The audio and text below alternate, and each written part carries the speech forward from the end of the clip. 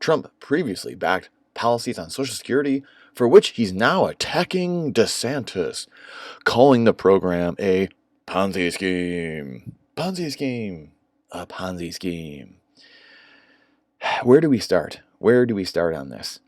The hilarity of the clown world that we live in. Yes, for those of you in Rio Linda, Social Security is a Ponzi scheme. And I love the people that get offended. It's not an entitlement. It is not an entitlement. I paid into it. Well, you might have paid into it somehow, some way, through your paychecks, which they went somewhere. But the government's definitely Ponzi scheming it, because as a Ponzi scheme is taking someone's cash and then going and spending it on something else, and going and using it somewhere else, and not providing a real good or service at the end of the day. So, do people get their Social Security at the end of the day? Well, there's a lot, Gen Y, Gen Z, etc., that are never going to get that.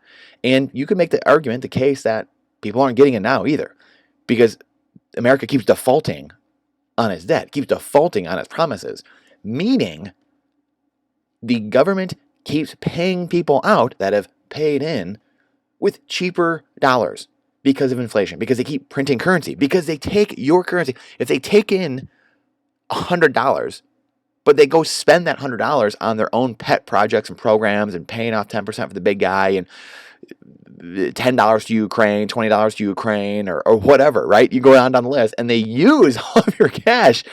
Guess where they get the rest of the cash? They have to bribe more people. Well, they force people to pay more into the system, new users, new members of the Ponzi scheme, or they print the currency.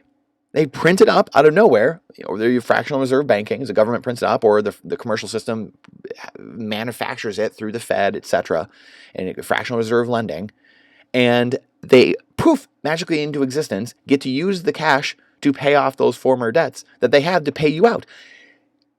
The catch, though, is that it causes inflation. It causes inflation.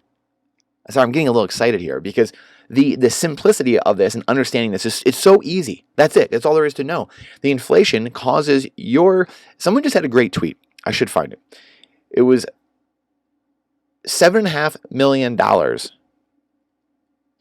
was the cost of the Titanic 120 years ago, 110 years ago.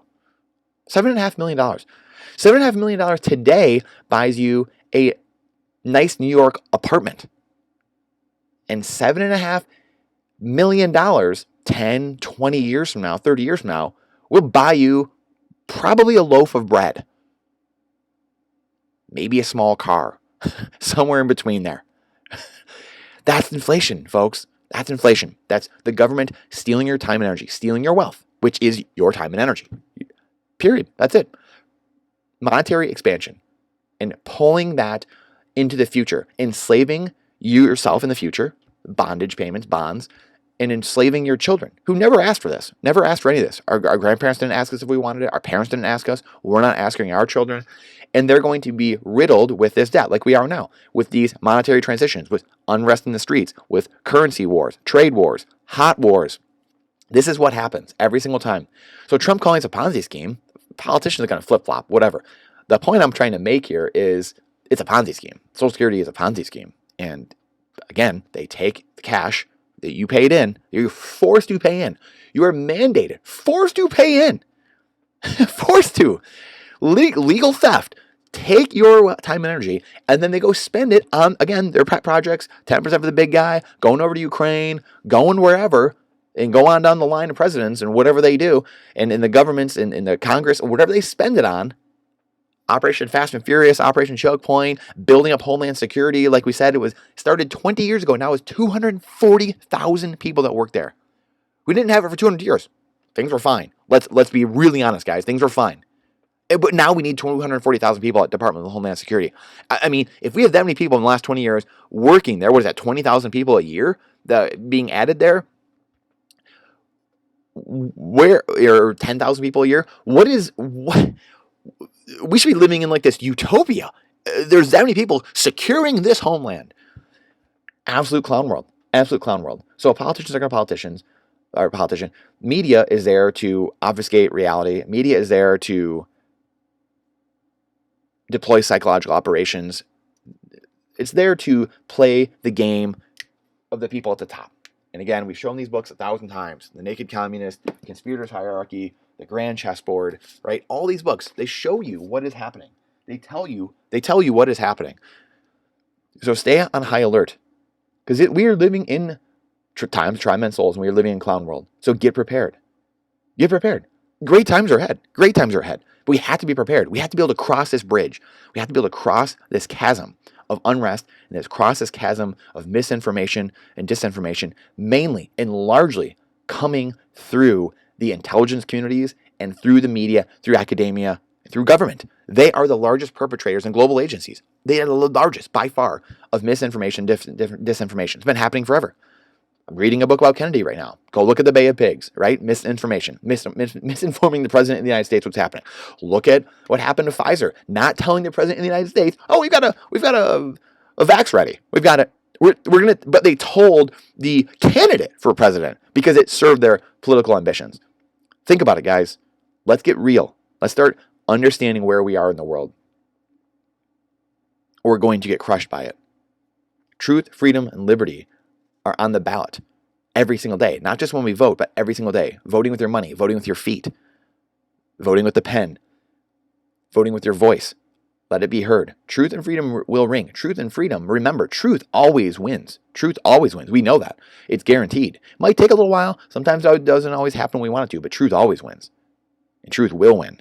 So be on the side of truth. Always. I try to check myself every day. I try to check myself. And I love when people put comments in here and make me think as well. But I'm not perfect. But I try to root myself in first principles, in nature's law, in God's law, to know that my true North Star always, and be humble. Because I know I don't know everything. The most dangerous people in the world are the people that are convinced they are the heroes in this story. Those are the most dangerous people, when in fact they are the villains. So be careful. Prepare, get some Bitcoin, get your Bitcoin, start transferring, making the correct trade for yourself. Your finite time and energy must be traded for a finite asset. The only one I know of is Bitcoin. There is no other finite asset, perfectly finite like your time and energy. To make that fair trade, get a little gold and silver, a little analog, some food, water, energy, security, lead, ammo, firearms, some land, build community. It's the number one thing we have, number one tool we have going forward. So please question everything with boldness, even the existence of God himself. This is not financial advice. This is freedom advice, and I appreciate you coming to my TED Talk. And please share this out, please, because the algorithm hates truth, and we are combating this by going to other channels, by speaking truth and overwhelming the system, and the truth will win. The censorship, the canceling of people, that is the admission. That's the signal within the noise, guys. Stay alert. I look forward to seeing you on the next one.